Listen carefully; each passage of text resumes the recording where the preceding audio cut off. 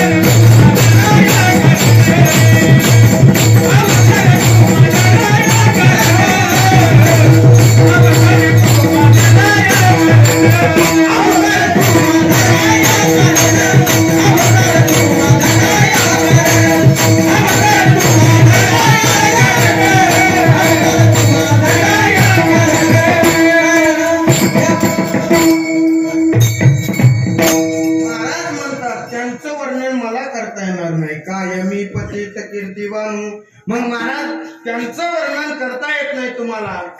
काय मी पतित कीर्तिवानू म्हणतात. मग महाराज ते संत करतात काय, महाराज ते संत कृपाही करतात. मग महाराज कृपा कोणावर केली आम्हाला ते नाही सांगितलं, मायबाप सांगितलं, पण कृपावंत आहेत ते नाही सांगितलं. कृपावंत सांगतो आणि पुढे जातो. 10:15 वाजले. कृपावंत कोणते संत आहेत, अनेक जेवढे अष्टादश संत आहेत त्या संतांपैकी सगळे संत कृपावंत आहेत. पण माझ्या ज्ञानोबारायाकडे बघा तुम्ही जरासं. माझ्या ज्ञानोबारायांनी कृपा केली, कोणावर कृपा केली. अहो माझे ज्ञानोबाराय एकदा सिद्धी बेटामध्ये 4ही भावंड सकाळी सकाळी एका भिंतीवर बसले आणि भिंतीवर बसल्याच्या नंतर झालं काय, चाल गेली जड भिंती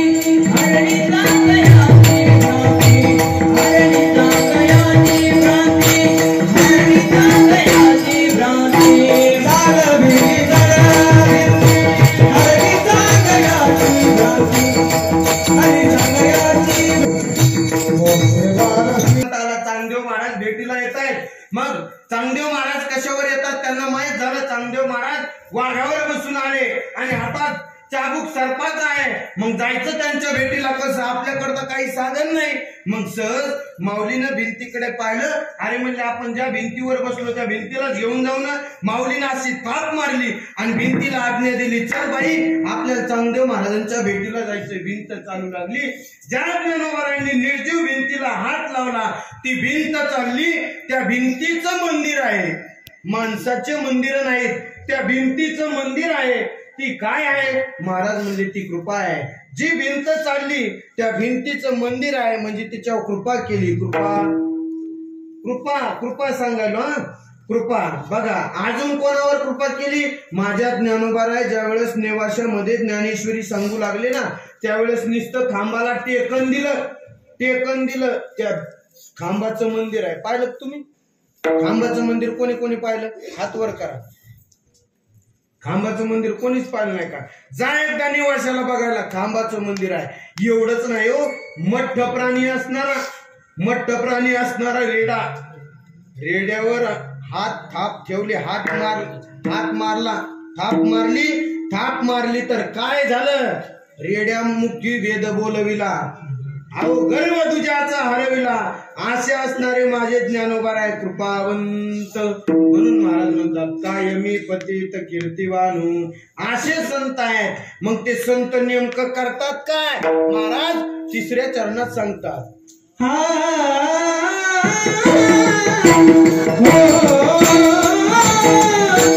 आहेत मग करतात काय? कीर्ती वर्णन करता येत नाही ना, तुम्ही म्हणता. मग ते संत नेमके करतात काय? महाराज म्हणतात भक्तिभाव धर्म वाढवण्यासाठी इथे येतात. विठाला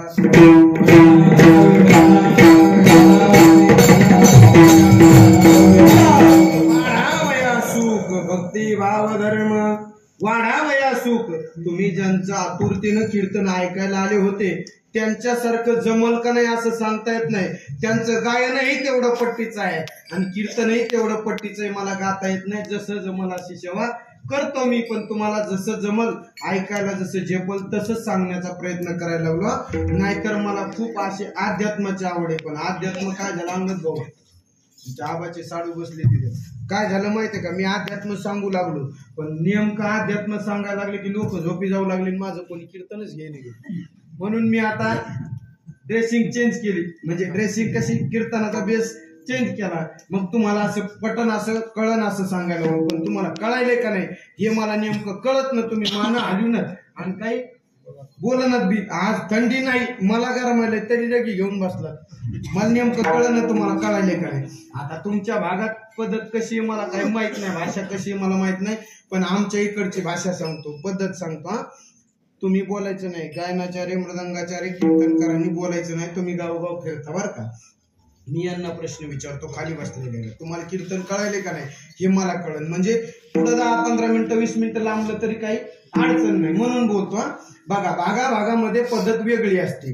काही भागामध्ये जेवायला बसल्याच्या नंतर अगोदर मीठ वाढतात, काही भागामध्ये अगोदर गोड पदार्थ वाढतात. विदर्भात गेले तर अगोदर ती वांग्याची भाजी वाढतात, नंतर फिकं वरण वाढते. भागाभागामध्ये फरक आहे. पुढे शिरा वाढते, पुढे गोड पदार्थ वाढते, पुढे पोळी वाढते, पुढे वरण वाढते, पुढे पाणी वाढते. तुमच्या इकडे काय वाढतात आधी? हा, भात वाढते. तर हा, तरी म्हणलं तुम्हाला कसं काय कीर्तन कळलं. थोडस आमच्या इकडे पद्धत ऐका, थोडीशी पद्धत आमच्याकडे वेगळी. अगोदर फक्त पात्र वाढते. विठाला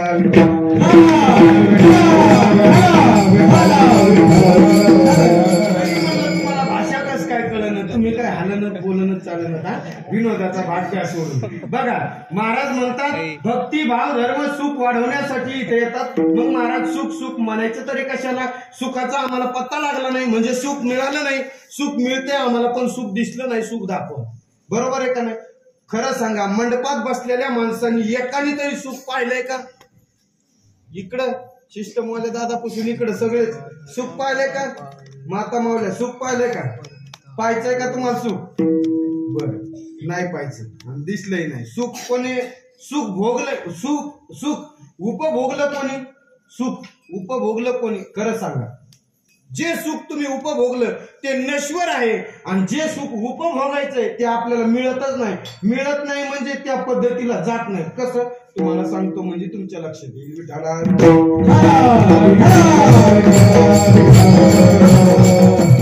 सुख म्हणायचं तरी कशाला महाराज? आध्यात्मिक दृष्टीनं देव म्हणजे सुख आणि सुख म्हणजे देव. कसं उदाहरण देतो म्हणजे तुमच्या लक्षात येईल. बघा, तुम्ही दिवा लावला, दिवा आणि प्रकाश शब्द किती आहेत? बोला, तुम्ही बोला पटकन. शब्द किती आहेत? 2. बरं, वस्तू मात्र एक आहे.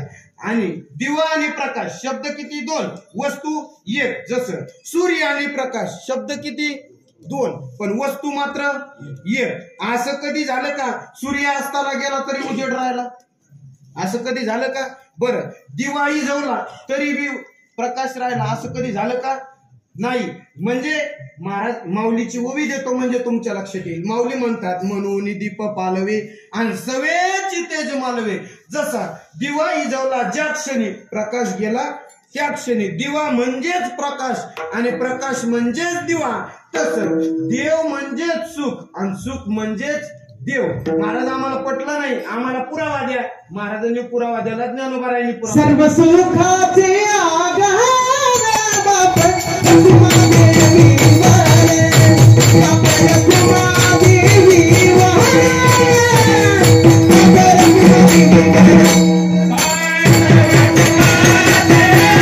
म्हणे नरहरी सोनार सर्व सुखाचे आगर जनी म्हणे शारंगर. मग ते सुख म्हणजेच देव आणि देव म्हणजेच सुख. एकदा तुकोबारायांनी प्रश्न केला समाजाला, अहो देव पाहिजे का तुम्हाला? देव घ्या म्हणले. टोपलीमध्ये दुर्डीमध्ये देव भरला तुकोबारायांनी आणि गल्लोगल्ली गावोगावी फिरले. पाटोदा नगरीमध्ये गेले आणि पाटो देऊन मावाला आले आणि मावाला विचारलं, देव घ्या देव घ्या. मावातले लोक काय म्हणले माहितीये का? देवन लगे देव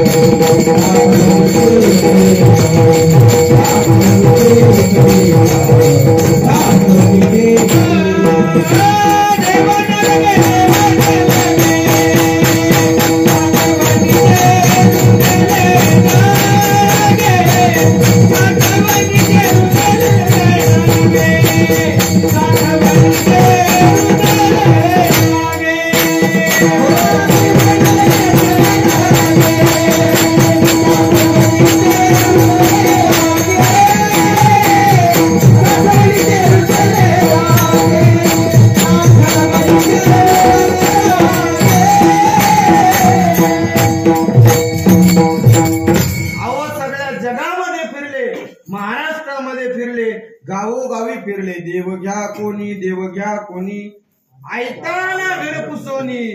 त्यावेळेस बेजबाबदारपणे लोकांनी उत्तर दिलं, देव न लगे साठवणीचे रुंदले जागे. मग महाराज तुकोबारायांनी भाषा बदलली. देव नाही पाहिजे ना, देव नका घेऊ. तुम्हाला सुख हवंय का? सुख. महाराज म्हणले देव नको पण सुख आम्हाला हवंय म्हणले. सुखाशिवाय तर जन्म चालला आमचा, सर्व अपेक्षेनं जीवन चाललंय. सुखाच्या अपेक्षेनं अख्खं जीवन सर्व सुखाची आशा जन्म गेला.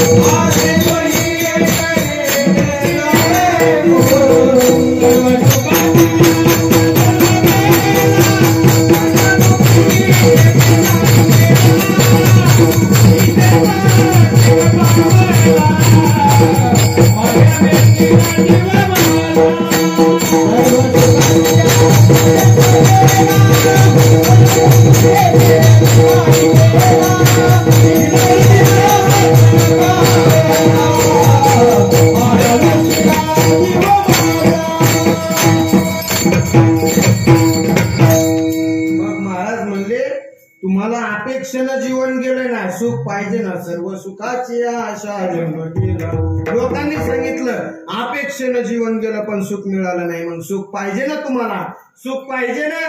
मग सुख पाहिजे असलं तर देव म्हणजेच सुख आणि सुख म्हणजेच देव. म्हणूनच महाराज म्हणतात, वाढावया सुख भक्ती भाव धर्म भक्ती भाव धर्म वाढवण्यासाठी इथे येतात. मग महाराज ते करतात काय? कुळाचारी नाम विठोबाचे. मग महाराज ते नामस्मरण घ्यायला लावतात. विठोबाचं नामस्मरण कुळाचारामध्ये रुजू करतात. ते रुजू कसं केलं जगद्गुरु तुकोबारायांनी? कसं केलं? एकदा वर हात करा मग सांगतो. करा पुरुष